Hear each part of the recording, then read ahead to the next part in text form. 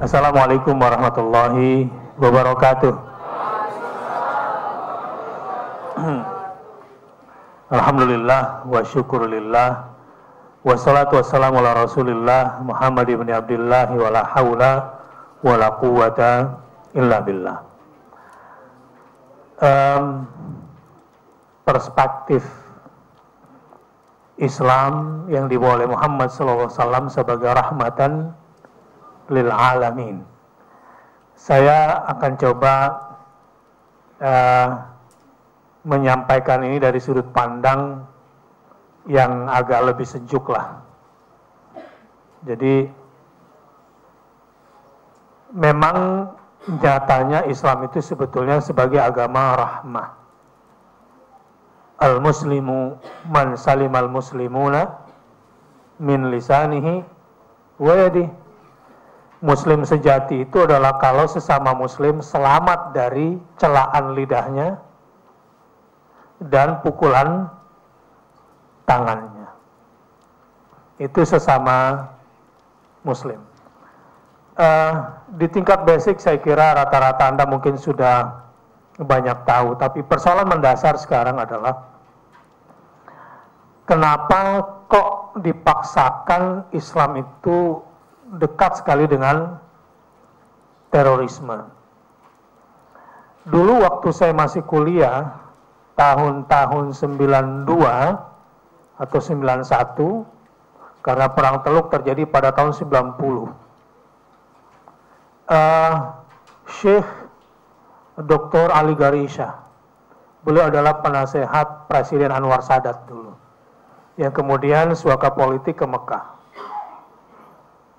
Jadi Mekah itu banyak suaka-suaka politik dunia yang diberikan tempat oleh pemerintah di sana, termasuk orang Indonesia. Orang Indonesia yang juga suaka politik di sana karena memang pernah di Indonesia ini akan didatangi oleh misionaris besar yang ingin menggerakkan kristenisasi di Indonesia. Jadi tahun-tahun saya masih kuliah di sana itu masih banyak informasi-informasi penting yang saya dapatkan.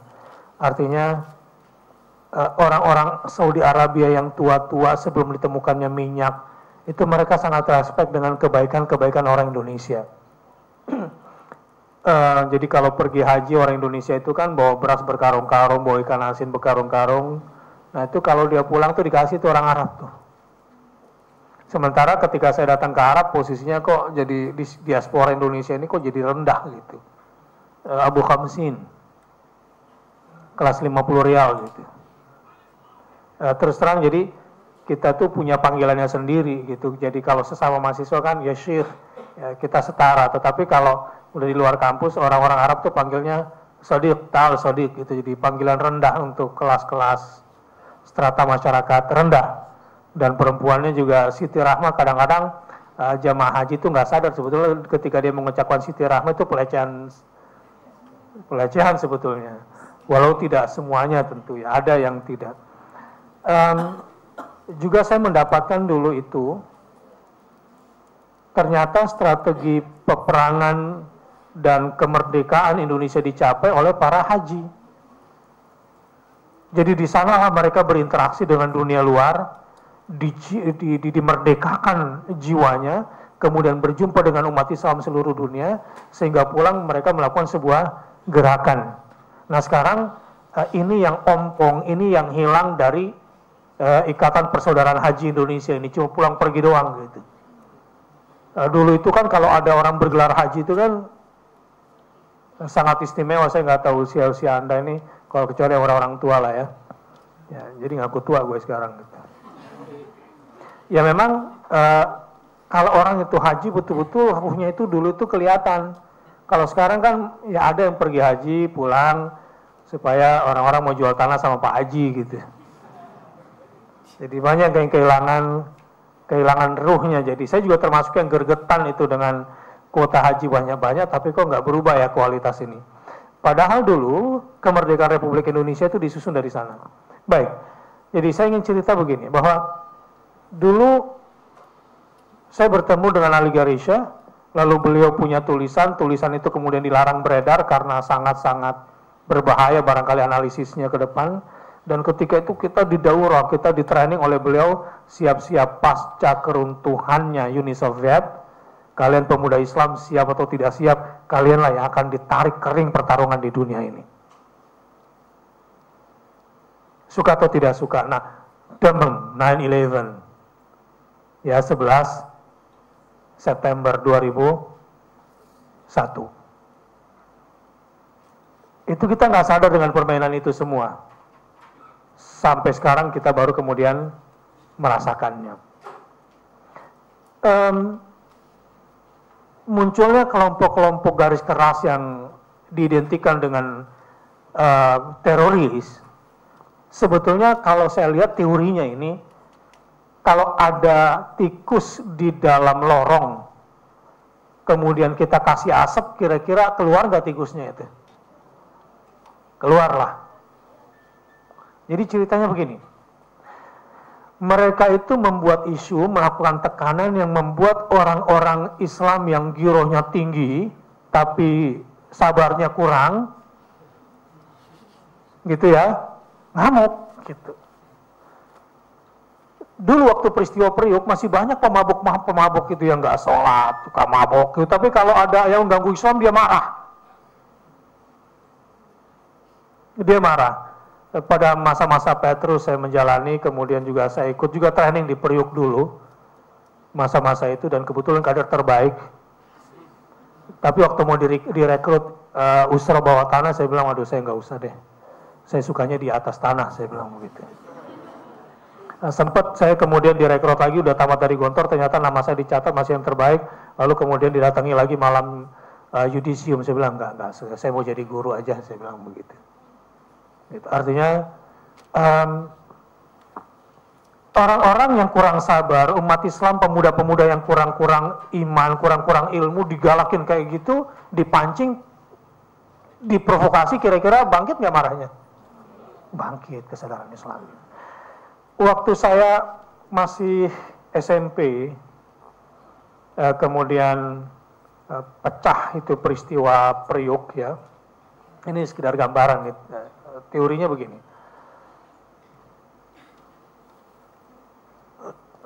Saya training, ini mentor-mentor saya tuh kalau cerita, ini kakak di Strom, kakak disabet di penjara gitu zaman-zaman itu. Jadi judulnya Murdani Ali Murtopo, itu bendelannya segini tebal-tebal semua.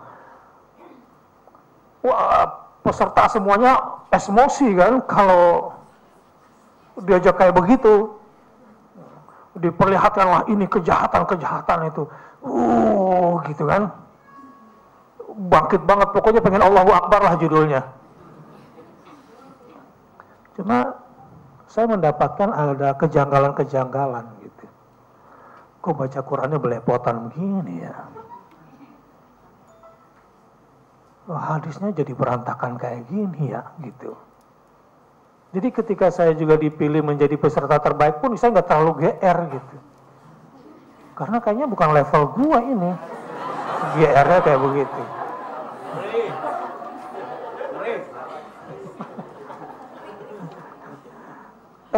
Maksud saya begini.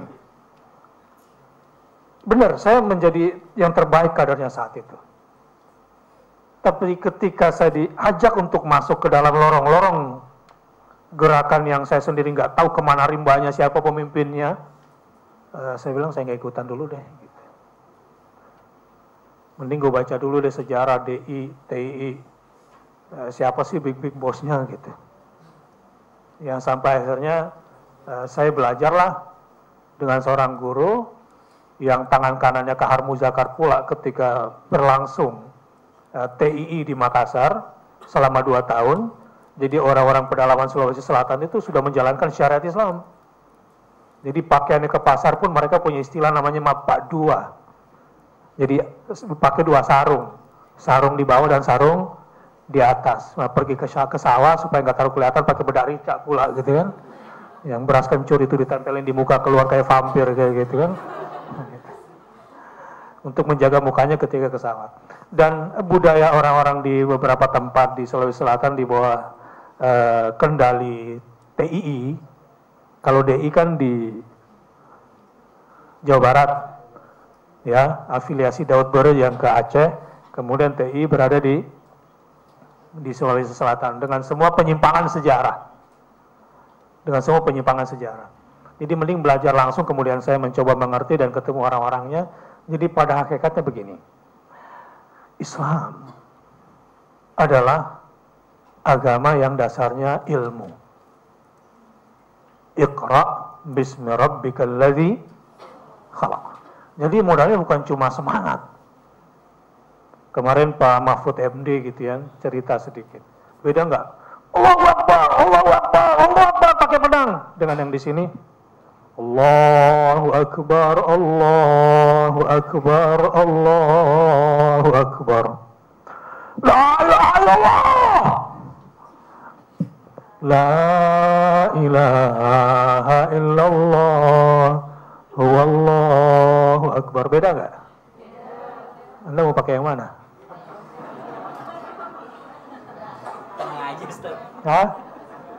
Ya dua-duanya dipakai lah, tergantung tempatnya. Tapi jangan keluarin AK-47 peluru-peluru yang bukan pada tempatnya.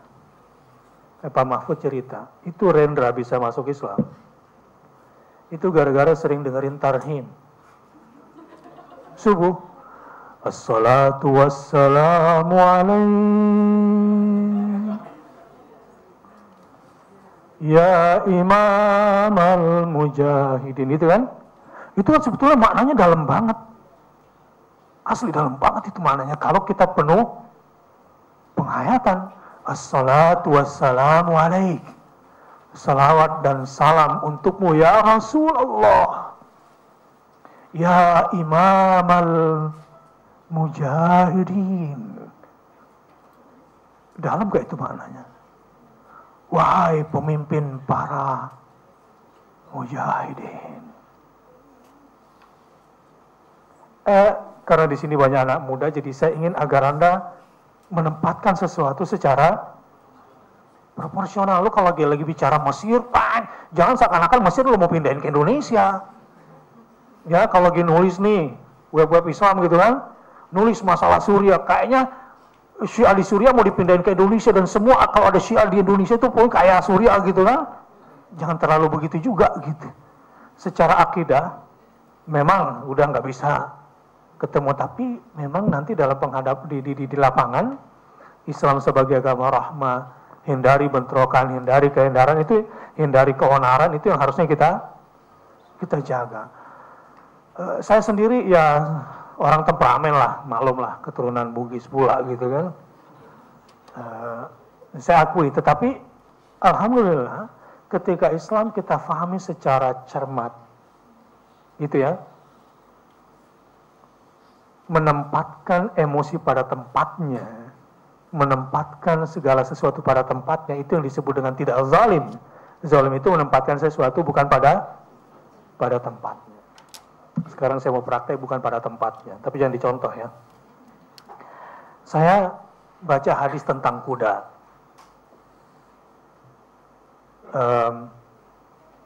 Senantiasa ada kebaikan pada ubun-ubun kuda.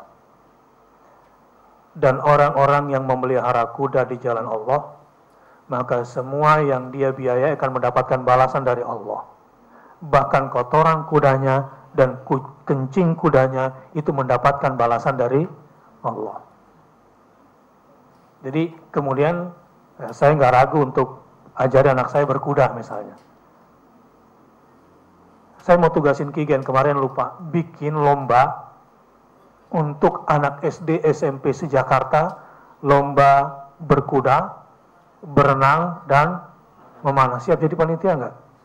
Asli itu keren kalau lu bikin. Itu belum ada yang buat. Matematik, fisika, biasa. Kalau mau gue siap jadi pembinanya. Begini kejadiannya. Ketika anak saya yang terakhir itu sedang terpanjang di pacuan kudanya, Saya bilang sama anak saya, ini kalau mau bertarung di tempat yang benar, jangan berecetan kemana-mana ya. Kalau memang ingin berkuda yang benar. Kalau mau bermana, gue bawa ke Senayan, cariin guru yang benar gitu. Nah, gitu maksud saya kalau ingin jadi muslim yang mumpuni. Tapi ada sesuatu yang menarik bagi saya. Saya naik ke atas menara di Pulau Mas itu. Saya ingin lihat sekencang apa dia memacu kuda. Ini zolim berarti saya kan. Apa duduk saya naik ini jangan dicontoh. Cuma ini lagi ceritanya saya berada di ketinggian. Itu saya lihat ya, bagaimana dia sedang memacu kudanya. Tapi ada yang menarik di sisi itu. Tiba-tiba menjelang maghrib, 15 menit sebelum azan itu, salah satu masjid di Pulau Mas itu, ya tawanya itu ada tilawah. Qori'nya qori' mujawwad pula. Itu saya berada ketinggian ketika saya memperhatikan lalu dibacakan A'udzubillahi minasyaitonirrajim. Lalu yang dibacanya nggak tanggung-tanggung ayatnya. Qatilul musyrikina kaffatan kama yuqatilunakum kaffah. Perangilah orang musyrik itu secara total sebagaimana mereka juga memerangimu secara. Itu saya di atas menara yang tinggi untuk melihat itu, tiba-tiba saya gemetaran sendiri mendengar ayat yang dahsyat ini dengan suara qori' yang bagus. Entah suasana apa yang saya rasakan pada saat itu. Lalu kemudian saya tak sadar gitu. Ini orang-orang sadar nggak ya muslim sama kafir dengar ayat ini? Kalau dia paham mestinya orang Serawamangun tuh ngamuk semua mestinya. Karena ayatnya begitu. Perangilah orang-orang musyrik itu kafatan.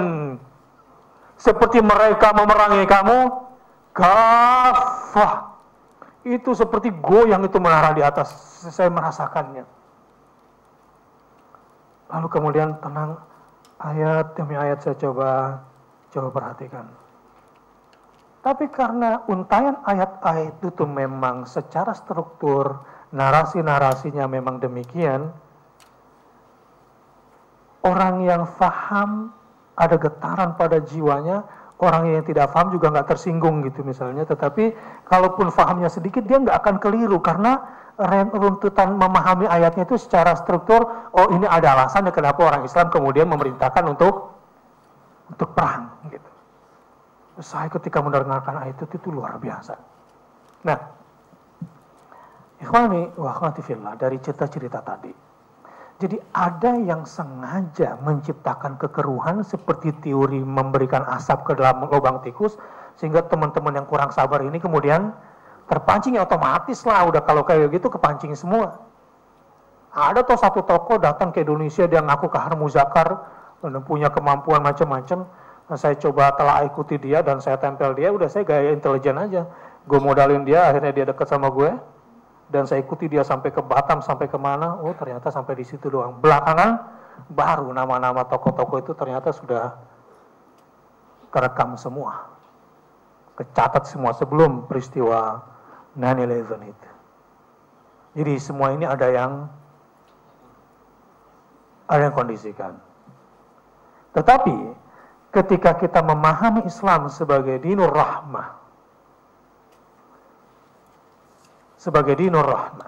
lihat, kalau Anda berada pada periode Mekah, tentu Anda pada periode yang harus banyak lagi sabarnya, ya, harus lebih banyak lagi sabarnya. Nah, tapi dengan kondisi sekarang, ini menjadi acak situasinya. Tetapi insya Allah, selama kita berislam dengan cara yang penuh rahmah, dengan ilmu, ya, dengan berpegang kepada Al-Quran, insya Allah semuanya akan menjadi lurus dalam berislam. Wa ma arsalnaka illa rahmatan lil alamin. Di sini maksudnya kata rahmah itu bermakna, kalau saya baca tafsir Sa'di, ya, coba mana Quran yang ada, surah Al-Anbiya ayat 107 kalau tidak salah.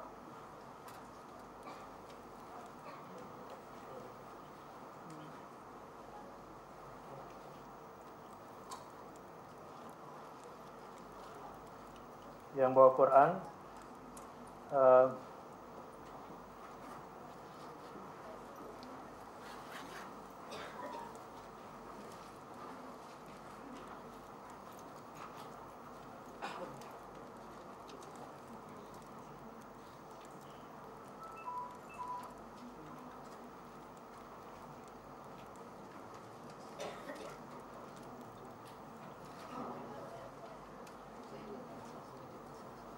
ya, buka surah Al-Anbiya, surat 21 ayat 107.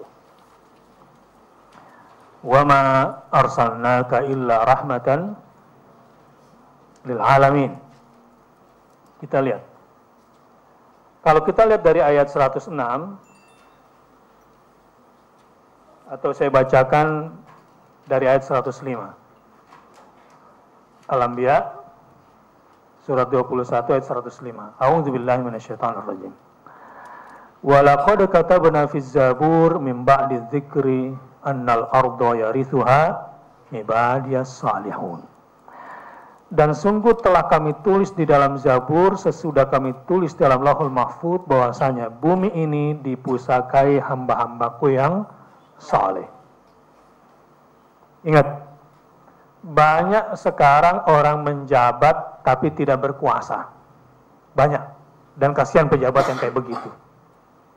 Maksud saya begini, kalau Anda ingin menjadi muslim yang betul-betul eksis, gitu ya, enggak kelihatan menjabat tapi berkuasa di bumi Allah. Berkuasa dalam pengertian bukan seperti bahasa politik.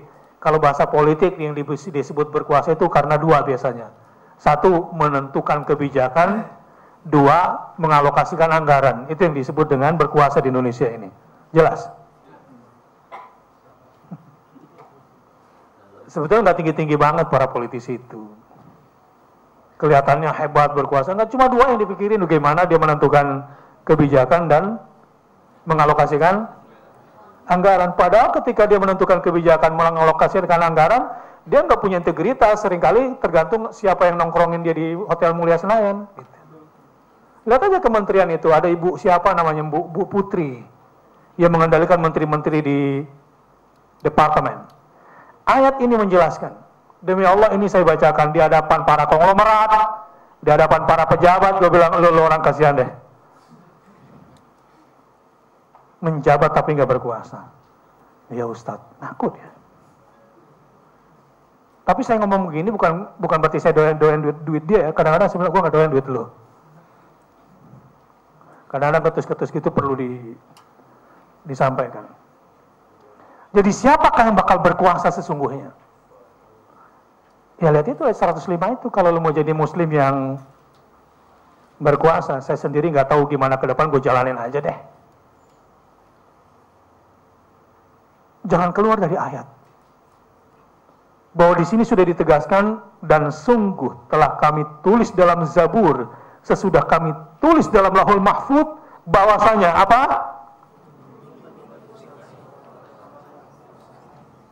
Diwarisi oleh siapa? Asetnya akan tunduk buat kamu, walau kamu tidak kelihatan menjabat. Percaya deh, kalau kamu jadi orang apa? Saleh. Itu Islam. Kalau saya beri contoh terlalu bongkar rahasia banyak. Belum waktunya.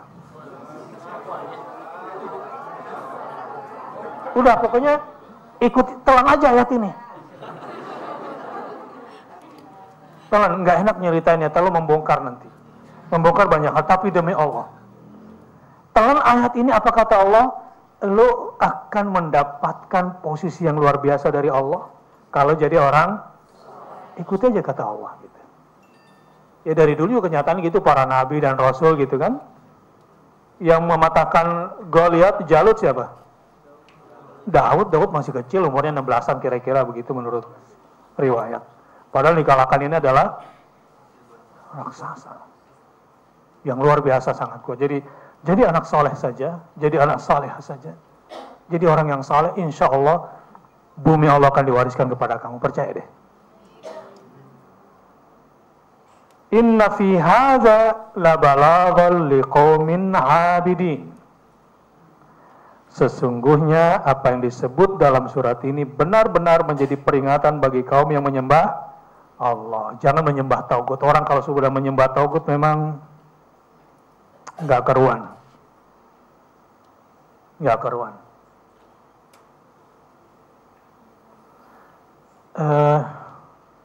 Panjang deh kalau mau diceritain, udah gini aja dulu, telan dulu ayatnya.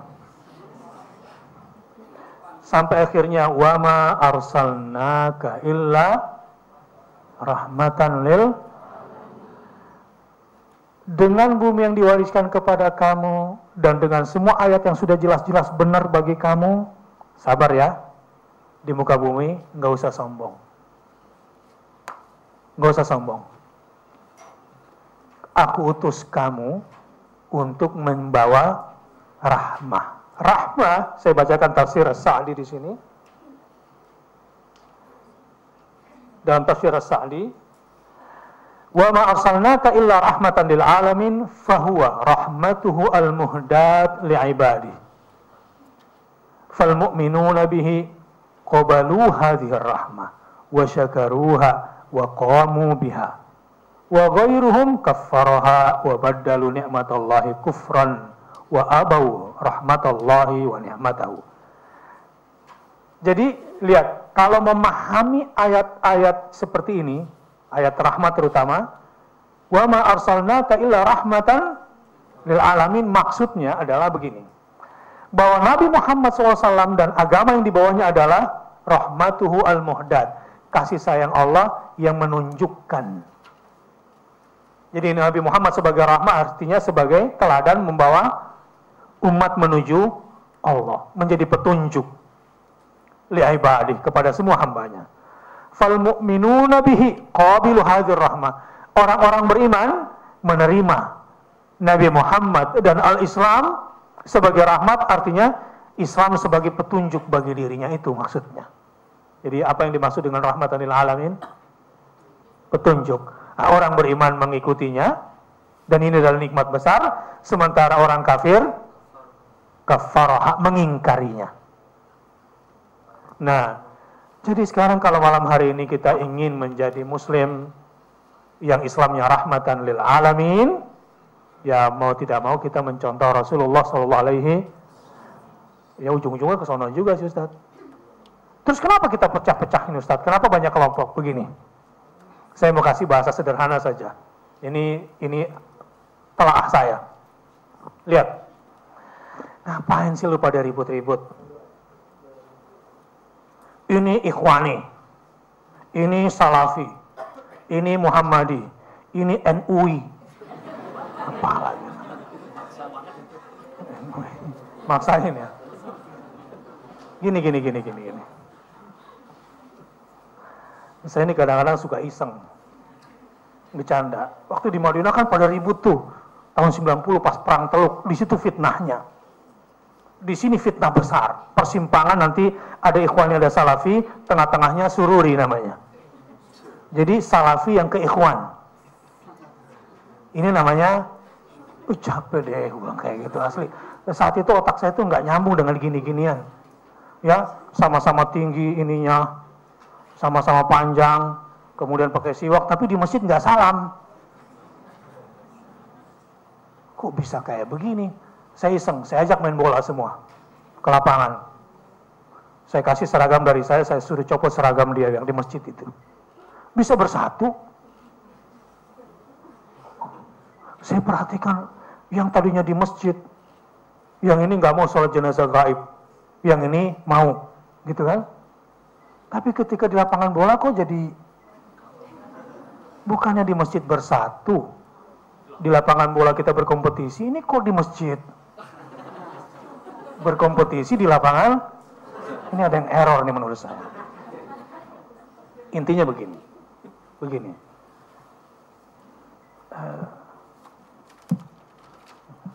Banyaklah pengalaman.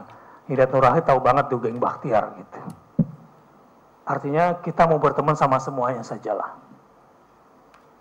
Selama itu untuk Islam kita dukung. Ikhwani. Karena Ikhwanul Muslimin di Mesir menghadapi tekanan rezim yang zalim, maka wajar kalau konsentrasi gerakannya pada politik.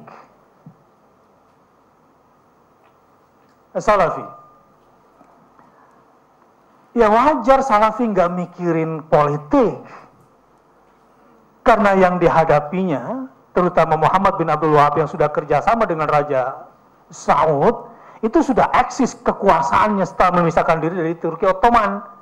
Nah, Saudi Arabia itu menghadapi persoalan besar, bid'ah dan khurafat.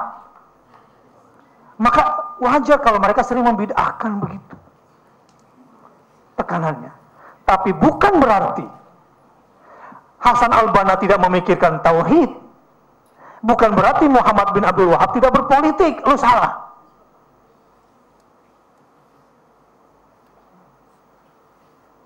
NU dan Muhammadiyah. Ya, lihat nih.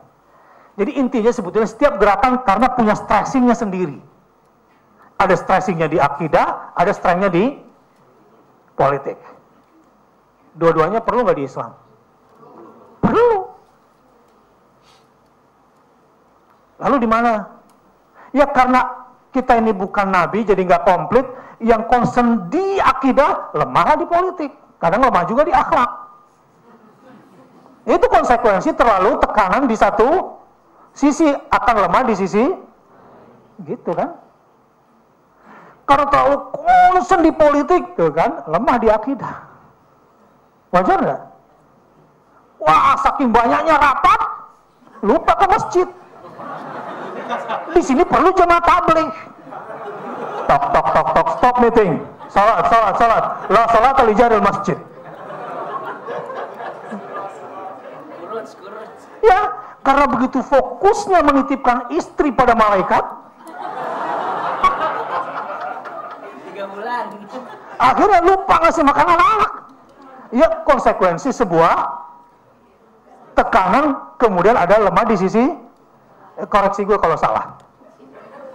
Tapi gue udah benturan nih dengan banyak hal, ngomong kayak begini. Kalau gue lulu karena banyak anak muda. Oke? Ini konsepnya, jadi jangan terlalu ruwet gitu loh menghadapinya. Muhammadiyah, gerakan Kiai Haji Ahmad Dahlan. Ini kan saudaraan sama Hasyim Asy'ari kan? Ya ada hubungan keiparan nanti judulnya. Karena Hadratus Syekh tekanannya kepada masalah-masalah ubudiyah, terutama menangani masyarakat awam, ya secara syar'i sebetulnya NU itu lebih kuat daripada Muhammadiyah, karena Hadratus Syekh itu punya karya tulis yang luar biasa pada masanya. Dan akidahnya sangat kental, ya jangankan Imamiyah, Ja'fari dan Zaidi aja udah zindik gitu. Nah, karena tekanannya di situ, maka memang wajar kalau kurang ilmu pendidikan dan kesehatannya. Muhammadiyah kekuatannya di pendidikan dan sisi itu, tapi pasti lemah dong di sisi lainnya. Sisi fikihnya punya kekurangan kan? Muncullah Hasan Bandung gitu, dengan persisnya misalnya. Karena tekanannya memang di hadis, ya kadang lemah juga di fikih. Biasa itu. Yang nggak pernah damai, selalu ribut itu biasanya kuliatul hadis dan kuliatul syariah. Fakultas hadis dan fakultas syariah itu ribet itu dari dulu memang. Bukan baru sekarang. Tapi ributnya mereka pakai ilmu. Gitu ya, dan setelah itu damai. Makanya fakultas yang paling cerewet itu fakultas syariah. Dikit-dikit khilaf. Fihi qaulan. Dalam kasus ini ada 2 pendapat. Khilaf terus. Itu jurusan saya. Belajar satu kasus. Masalah wudu. Fihi salasat aqwal. Ada 3 pendapat di sini. Fihi khilaf lagi. Lain dengan fakultas hadis. Orangnya udah mati dikata-katain terus. Kazab, la ba'sa bih. Padahal orang udah meninggal, ini pembohong ini, jadi nggak bisa diterima hadisnya. Lain lagi sama fakultas Quran, diam, tapi kayak tawon. di mana gitu, kita antri mau makan nih, pegang piring. Ya, assalamualaikum, waalaikumsalam. Ya, masing-masing punya tekanan dan masing-masing punya. Nah, setelah mengerti, gitu ya, oh ternyata memang karena konsekuensi fokus pada satu tekanan, kita memiliki kekurangan pada yang. Jadi kira-kira Anda butuh salafi nggak? Butuh. Seandainya nggak ada salafi di Indonesia kita ini semua suka sama hadis-hadis dhaif. Ya nggak? Untung ada teman-teman dari Roja, penting. Penting. Karena mereka concern kan dalam hadis. Orang udah terlanjur terkenal, kalau nggak dibidahin sekali nggak kaget, perlu shock terapi. Ini Ustadz Bakteri bid'ah duk gitu. Udah buk gitu kan. Oh ternyata iya gua agak bid'ah di sini. Thank you friend gitu. Biasa aja. Ya teman-teman di sana menjadi tokohnya tuh begitu. Gua ketemu sama dia, kan teman gua di Gontor dulu, ribut-ribut dia juga kadang-kadang. Gua ketemu gitu. Rak Mubarak Bang Mu'alim, bos sekarang Al Irsyad di Surabaya. Saya kalau ketemu dia tuh saya ambil pulpennya. Baktiar apa kabar? Anak ambil gini, saya masukin karena dia orang NTT, rambutnya keriting panjang. Saya masukin pulpen saya di kepala, cek gitu. Inti itu, dia bilang gitu. Sorry bos, gitu. Damai kita. Ketika kita berpikir sesama teman itu selalu ingin berdamai, selalu ingin bersatu, menerima kelebihan, menerima kekurangan, gak usah tegang-tegang. Lawan kafir baru samperin. Maka saya bilang, kalau saya ajak Anda demo, saya juga nggak mau sembarangan. Kalau gue bilang kita izin sama polisi, kita mau demo ke MNC. Pertanyaan saya, nanti sampai MNC, lu ribut sama polisi atau sama Haritano? Lu berantem sama siapa di situ? Jadi harus ada yang memang move, tapi harus ada juga yang temui. Yahudi di situ, gentleman-nya. Gitu. Lobbynya di situ. Jadi Islam itu kemudian cerdas. Ya kayak Iran gitu kan, gentleman itu. Kalau Obama memerintahkan Amerika Serikat menyerang Suriah, anaknya gue culik. Gitu. Itu gaya Iran walaupun nggak dikerjain. Sama kayak Khomeini kan nggak mati-mati, Salman Rushdie. Fatwa doang. Ya nggak mungkin dibunuh temen kan gitu. Tetapi Islam tentu ada tempatnya. Kapan jihad? Kapan kita mesti samaha? Oke. Sekarang begini. Ini perkataan Muhammad Nasir. Anda boleh setuju, boleh tidak. A'udzubillahi minasyaitonirrajim. Bagaimana hidup di tengah pluralitas beragama? Kita kan punya prinsip, qul ya ahlal kitab ta'alau ila kalimatin sawa'in bainana wa bainakum alla na'budu illallah wa la nusyrika bihi syai'an. Prinsip hidup di tengah pluralitas beragama nih, sama umat Islam. Prinsipnya adalah, wahai ahlul kitab, yuk kita ketemu yuk dalam kalimat yang sawa, kalimat yang sama. Apa kalimatun sawa, kalimat yang sama itu? 2. Jangan sembah selain dan jangan sekutukan dia dengan sesuatu apapun, ya. Ini prinsipnya. Coba buka Al-Qur'annya. Surah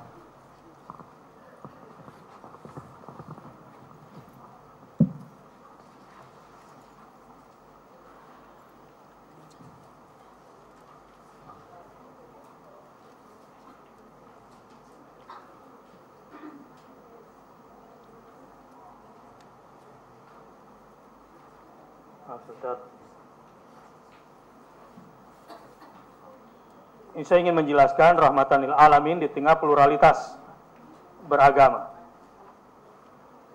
Buka surah Al-Hajj ayat 40. Lihat, kapan kita boleh mengusir agama lain dan kapan tidak boleh mengusir.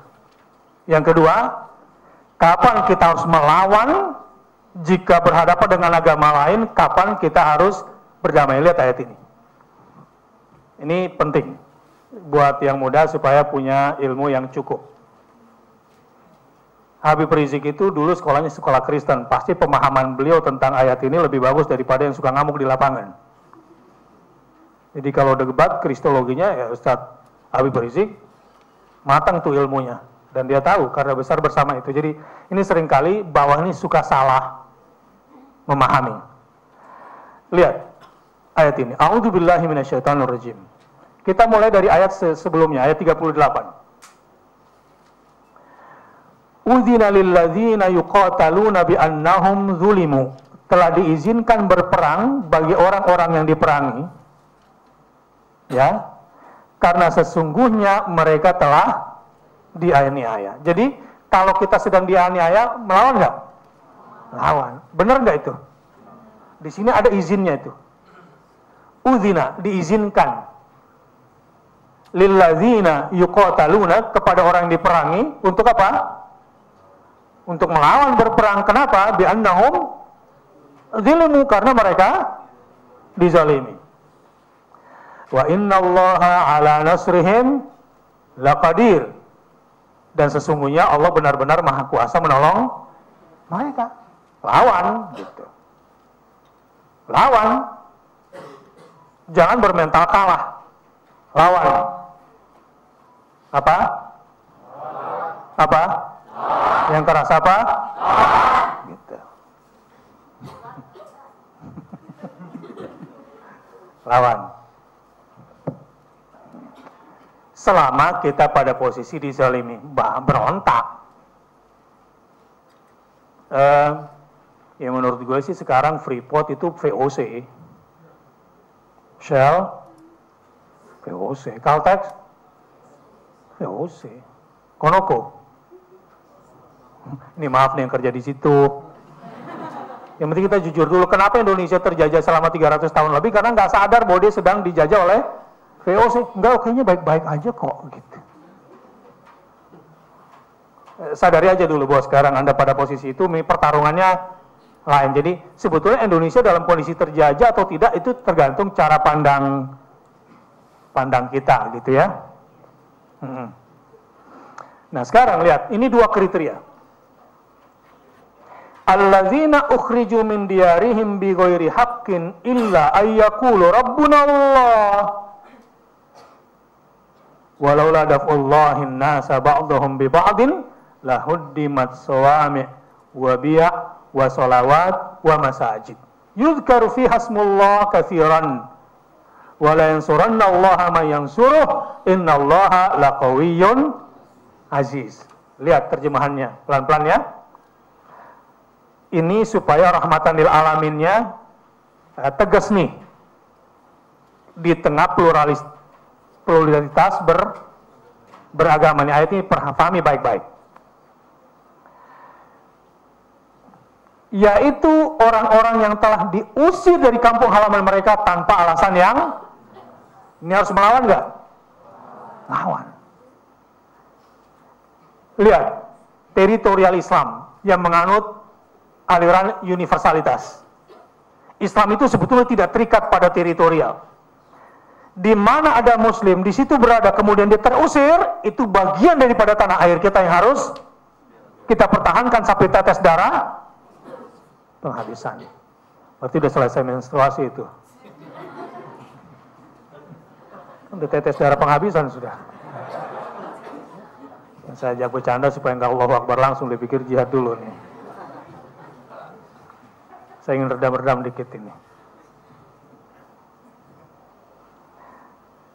Yaitu orang-orang yang telah diusir dari kampung halaman mereka tanpa alasan yang benar. Lawan itu. Misalnya di Rohingya.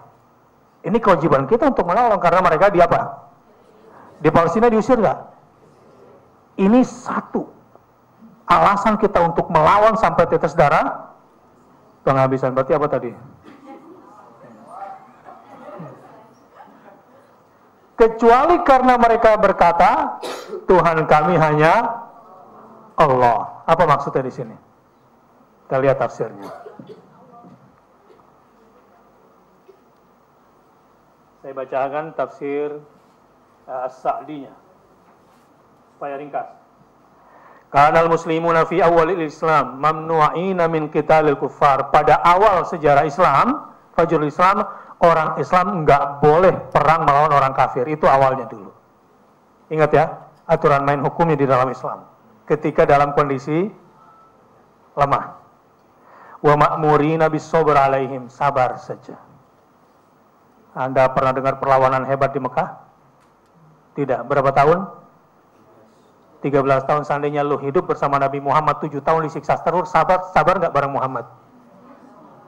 Kira-kira lu hidup sama Nabi Muhammad nih, dikecam, ditendang, nggak boleh dekat Ka'bah, ada perempuan yang diperkosa, sabar mulu. Sejak tahun ketiga gue disuruh sabar, sekarang sudah tahun ke-7 enggak lagi. Kanu ma'murina bis-sabr alaihim. Ingat ya baik-baik ya. Sengaja saya bacakan tafsir. Li hikmatin ilahiyatin. Kenapa umat Islam semua disuruh sabar? Ada hikmah ilahiyah. Memang sekarang periodenya sabar. Coba sekarang kalau lu mau ngelawan langsung nih sama orang barat, perang, gue gak yakin lu menang. Bukan ngecilin, coba nanti pulang lihat UFC. Apa kepanjangan? United Fight Champion. Ya, semua gaya bebas. Semua jenis bela diri lu bertarung, lu kira-kira berani gak maju di situ? Ada yang berani? Gue tes dulu di sini. Ya gue kunci sama jujutsu, kira-kira bisa keluar nggak gitu. Jangan mulanya Allah Akbar, lu kira dengan Allah Akbar selesai. Nah. Jadi kondisinya pada saat itu. Li hikmatin ilahiyatin, ada hikmah ilahiyah. Oke, waktunya kamu bersabar. Falamma hajaru ilal Madinah, ketika mereka sudah hijrah ke Madinah, wa'udu dan mereka disakiti, wa hasala lahum man'ah wa quwwah, dan mereka sudah memiliki kemampuan bela diri dan kekuatan untuk menyerang, udzina lahum bil qital, barulah diizinkan kepada mereka berperang. Nah ini pesawat tempur Indonesia jatuh satu-satu. Iya. Barang second dikasih, sebetulnya bukan dikasih, suruh bayar juga. Itu F-16 yang kemarin yang bekas-bekas itu. Nah, sekarang kedelainya dipersulit. Lihat. Qala ta'ala udzina lil ladzina yuqataluna yufhamu minhu annahum kanu qabla mamnu'in fa'adzanallahu lahum biqitalil ladzina yuqatiluna wa innama udzina lahum li'annahum zulimu biman'ihim min dinihim wa adhiyatihim alaihi wa ikhrajihim min diyarihim. Setelah mereka kuat, setelah sebelumnya dilarang, itu diminta untuk melawan karena dua hal. Satu, karena mereka diusir dari kampung halamannya. Dua, karena mereka dilarang menegakkan agamanya. Jadi dua itu kita harus berjihad. Kalau sudah diusir dan dilarang menegakkan agama. Selama ini masih berjalan, ya tentunya kita harus sabar dulu. Ya. Lanjut. Wa innallaha ala nasrihim laqadir falyatanassaru wal yasta'inu bihi thumma dzikra sifatu dzulmihim faqala alladzina ukhriju min diyarihim. Jadi kita disuruh sabar dan mohon pertolongan sampai kemudian dikeluarkan dari kampung halaman baru melawan. Seterusnya.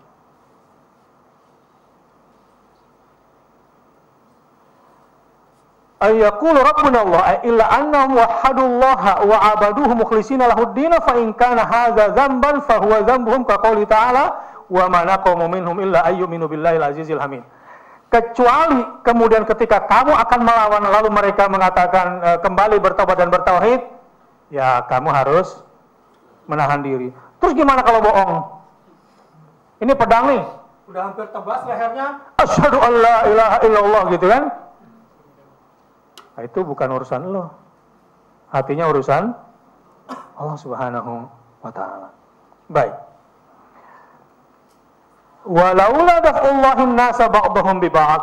Nah, disinilah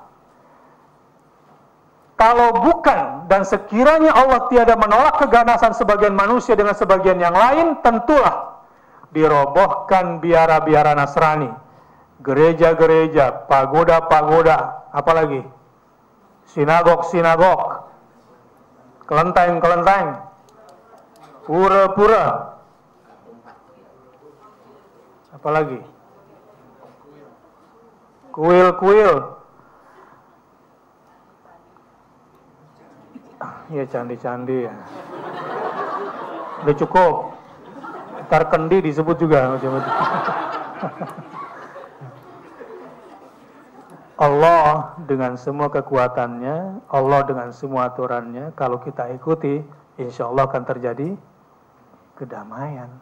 Betul ketika orang-orang demonstran di Mesir itu kemudian melindungi gereja. Karena memang ada provokasi yang diciptakan oleh militer. Jadi pagar betis manusia menutupi gereja yang dilakukan oleh para demonstran itu, memang itu harus dijaga. Kalau enggak itu dijadikan sebagai sarana untuk memprovokasi. Dan tentulah dirobohkan biara-biara Nasrani, gereja-gereja, rumah-rumah ibadat orang Yahudi dan masjid-masjid yang di dalamnya banyak disebut nama Allah. Berarti di sini Allah mengakui enggak bahwa di tempat-tempat ibadah disebut nama Allah itu semua? Mengakui enggak? Di gereja disebut enggak nama Allah? Di biara disebut gak? Di pagoda disebut gak? Wallahu a'lam bishawab. Tetapi di ayat ini, bahwa dulu pada masa itu nama Allah juga artinya selama nama Allah masih disebut di situ, terserah mereka menyebut namanya apa, kita harus menjaga jangan ikut merobohkan gereja kecuali ilegal. Nah, itu urusannya Pemda. Satpol PP jangan lu ikut taruh sesuatu di situ, semua ada aturan mainnya. Sesungguhnya Allah pasti menolong orang yang menolong agamanya, sesungguhnya Allah benar-benar maha kuat lagi maha perkasa. Saya ingin tutup. Jadi sesungguhnya yang menciptakan peperangan di Indonesia ini, yang mengkotak-kotakan ini sebetulnya orang-orang yang tidak beragama. Komunitas-komunitas beragama ini tidak pernah menciptakan peperangan. Cuma mereka-mereka atas kepentingan politik, atas nama kepentingan ekonomi, kepentingan golongan yang narik-narik agama. Nah di kita ini gampang sekali jual-jual agama. Saya baru pulang dari Makassar kemarin muter di satu kabupaten itu, dari Makassar ke Makassar lagi. Ada iklan partai. Oh besar sekali. Islam agamaku, Ka'bah kiblatku, Haji Askar pilihanku. Wah.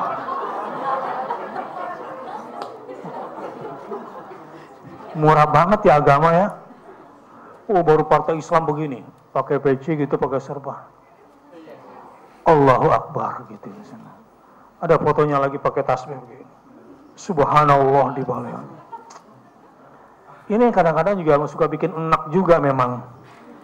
Karena kebodohan-kebodohan kita adalah menjual agama untuk kepentingan-kepentingan yang sedikit, yang akhirnya memalukan agama juga.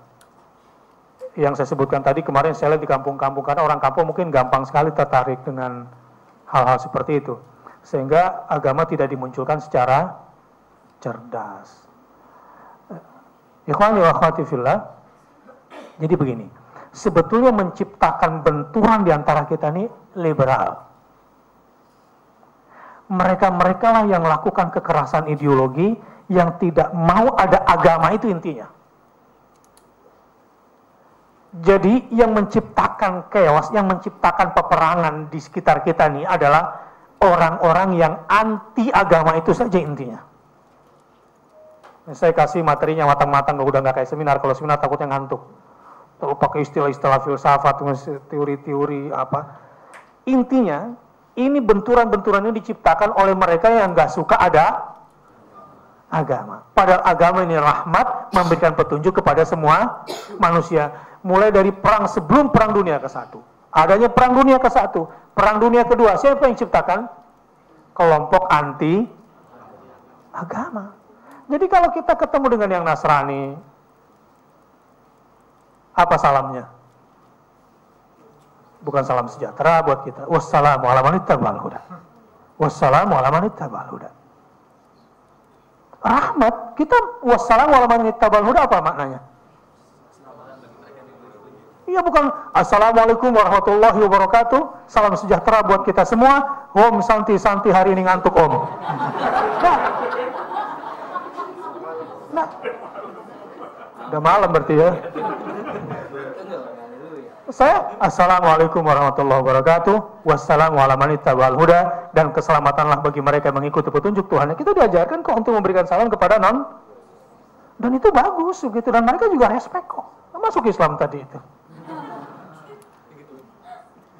Baik. Jadi sebetulnya yang menciptakan kekeruhan ini adalah kelompok-kelompok anti agama. Di Mesir juga begitu. Hah? Allah ikut berpolitik? Gitu. Begitu bahasa mereka. Wah, preman berjubah itu. Kiai disarang pelacur. Bahasa-bahasa. Sama juga. Koruptor berjanggut. Jilbab penipu. Banyak sekali kelompok-kelompok anti agama sebetulnya yang seperti dari mulai 9/11 sampai ribut-ributnya di Indonesia ini, kelompok liberal lah yang tidak suka ada agama yang menciptakan chaos. Nah, kita sebagai muslim mestinya kan menunjukkan bahwa rahmat bagi semesta. Kita hargai itu saudara-saudara kita yang di seberang sana. Begitu ya. Ini aja deh ringkasnya. Yang matang-matang aja gitu ya. Yang aman-aman aja, insya Allah kita nggak gampang terprovokasi. Yang penting kita harus bekerja keras. Kita bekerja keras bagaimana kita menebar rahmat. Baik, satu hari nanti kita juga akan, kayaknya nggak cukup deh untuk sekali ini, sekarang udah jam 10:30. Gitu ya, udah kemalaman. Tapi itu karena di Turki orang nggak boleh munculkan simbol-simbol agama, mungkin karena lingkungannya kali begitu ya, sehingga di sana orangnya cerdas-cerdas gitu. Jadi beragama betul-betul secara substantif. Misalnya kelompok Fethullah Gulen, nggak kelihatan tuh pecinya, nggak kelihatan jenggotnya, berjas biasa. Tapi sekolahnya ada 1.600. Sekolah dia punya guest house rata-rata standar bintang 3. Gerakannya, pengikutnya bukan cuma yang muslim, non-muslim pun ikut. Kenapa? Karena prinsip gerakan dia, hizmet, khidmah, services. Saya sempat kaget ketika dikawal sama Dr. Ali, jadi guide saya dokter dari Jakarta. Tiket pulang pergi dikasih gratis, konferensi cuma 2 hari, 100 negara, 2.000 pakar seluruh dunia, semua gratis. Awalnya saya tersinggung sama Pak Din, kenapa gue ditaruh di guest house sekolah ya? Fetty College, ternyata dia ingin memperlihatkan, ini loh sekolah gue gitu. Ini baru keren. Saya bilang sama semua pengurus di Al-Azhar, seharusnya Al-Azhar lebih hebat dari mereka. Sekolahnya banyak, muridnya middle to up, komunitasnya juga orang-orang berduit, asetnya juga ratusan miliar. Mana nih gerakannya? Itu orang-orang yayasan bangun, iya juga ya Ustadznya. Iya, ayo bangun. Ini seandainya umat ini betul-betul diarahkan dengan pemimpin yang baik, dengan Islam yang cerdas, itu yang terjadi di Turki. Makanya adalah pemimpin seperti Erdogan gitu. Bininya selama 5 tahun Erdogan menjawab, memimpin, menjabat maksud saya, ini udah malam nih. Artikulasi udah waktunya pulang memang nih. Selama menjabat 5 tahun itu istrinya nggak boleh tampil karena di Turki kan sekuler masih mayoritas kan, nggak boleh simbol-simbol agama ada di negara. Jadi istrinya yang berjilbab pun nggak boleh tampil di depan umum. Istrinya senang aja, ya seneng dong gue, jadi nggak perlu ribut-ribut lagi. Capek juga ikut laki kemana-mana gitu kan. Berjilbab kan bisa kemana-mana. Nanti setelah dia menjadi incumbent lalu menang untuk periode kedua, baru dia bilang, sekuler di Turki nggak keren, nggak fair. Kenapa? Ya gue sekolahin lah anak gue di Amerika.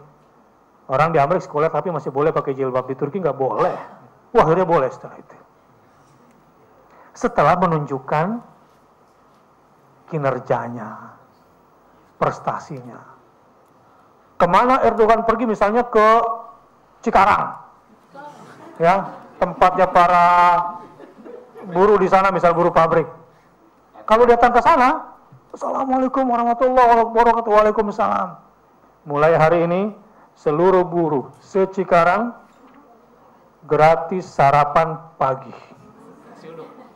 Itu pengusaha-pengusaha yang dia besarkan harus membiayai ini, nggak ngambil dari Pemda. Beda sama kita, Allahu Akbar, pendidikan gratis, kesehatan gratis, betul gratis, jalan bohong semua. Sampai susah kita jalan itu. Bohong kan ini namanya. Nah, kita tunjukkan. Nah, ini yang mudah-mudahan kalau menjadi pemimpin. Ya belum ada sih ya dari kelompok Islam yang tepat janji kalau jadi pemimpin mau belusukan gitu kan, sholat subuh berjamaah di sono gitu ya. Ya sayangnya itulah kira-kira, mudah-mudahan nanti lahirnya dari sini ya. Orang-orang Islam yang benar-benar kerja gitu untuk Islam gitu loh. Jangan cuma jualan agama, tapi setelah dilihat kinerjanya nggak ada. Seperti Umar bin Khattab dong gitu yang bawain karung sendiri itu kan keren. Keren nggak kayak begitu? Kayak gitu. Nah di kita belum ada ini. Mudah-mudahan lahir dari Anda semua insya Allah. Nah itu namanya rahmatan lil alamin. Mohon maaf atas semua khilaf dan salah. Subhanakallahumma wa bihamdika asyhadu an la ilaha illa anta astaghfiruka wa atubu ilaik. Wassalamualaikum warahmatullahi wabarakatuh.